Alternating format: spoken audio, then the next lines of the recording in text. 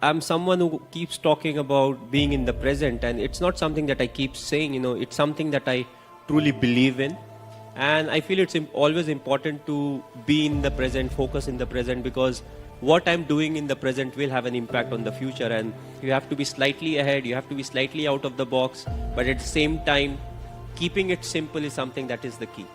Keep it simple, but at the same time look to improve.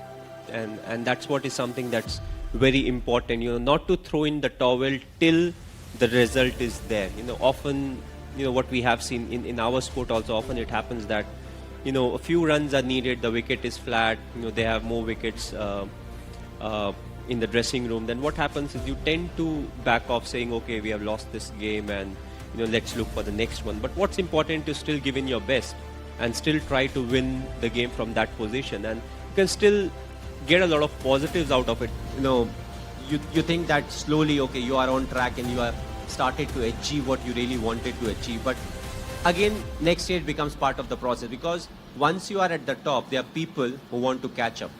They want, like everybody wants to be at that top slot. So it's always a process, and you always have to keep improving yourself. You have to keep learning from the mistakes that you make. Even if you are at the top, you'll still commit a lot of mistakes. And those are the learning curve that actually help you in the future. I feel for me most of the time is good time. Either you are learning or you're enjoying what you have learned. So it's not the ups and the downs. You lose some, you win some. When you win, you celebrate. When you lose, you learn. Either ways, I'm having a good time. It's a result that puts pressure on us. What if this happens? What if we don't win the game? What if we don't get selected? But again, worry about the controllables, and whatever the controllables are, we take care of it, we'll get the desired result. If we don't get the desired result, we'll improve. We'll change our plans, we'll execute better, and we'll get a chance to prove ourselves again. So, that's what it is. Thinking about the result never gives you result. Yes, you may have a target in mind, but what is more important is to take care of the small steps in life. What needs to be done, what I am supposed to do, what extra I can do, and that will help us achieve the target. That's what makes you more and more successful in life, when you go through the ups and the downs at the same time. I think I am as each and every individual is. We all feel the frustration, we all feel the irritation when things are not going our way. But what is important is, does frustration lead to anything that is good for the team? At that point of time, what I am thinking is what needs to be done. I would say that, I feel equally frustrated. I also feel angry at times. I feel disappointed. But what is important is none of these are constructive. What needs to be done right now is more important than any of these emotions. So when I get into the thinking of what needs to be, Nabi mujhe kya karna hai, what is the next thing that I can plan, who is the individual I can use. And once I get into it, I'm controlling my emotions in a much better way. So I would say I'm like everyone else. It's just that I control my emotions slightly better than some of the other individuals. It will be wrong to say that, these are something that doesn't come to my mind. Yes, I also face each and everything, but I always felt that my emotions should be under my control. And if I'm able to do that, then my thinking will be more constructive, and also it will help me think more about the process than the result, because the result can put undue pressure on the individual or as a team in the full. So I feel all these small things which fall into places which may or may not be in your control also contribute a lot. But the most important ingredient, yes, hard work is there, dedication is there, passion is there, but I felt being honest is one of the most important things. To start off being honest to yourself. Unless you are honest to yourself, you can't be honest to others. And what it also does is, it helps you in accepting what the shortcomings are. You may not be a great player, may not be a great human being, but if you're willing to accept the shortcomings, you can always look to improve. You can go to people, you can ask for help, and there'll be people to guide you out. Whether it's your seniors, whether it's your parents, close friends, whoever those may be. And I always felt all these things really helped me keep moving ahead in life. throughout being honest towards the goal. What is the goal? The goal is not to, for me it was never to score so many runs for India.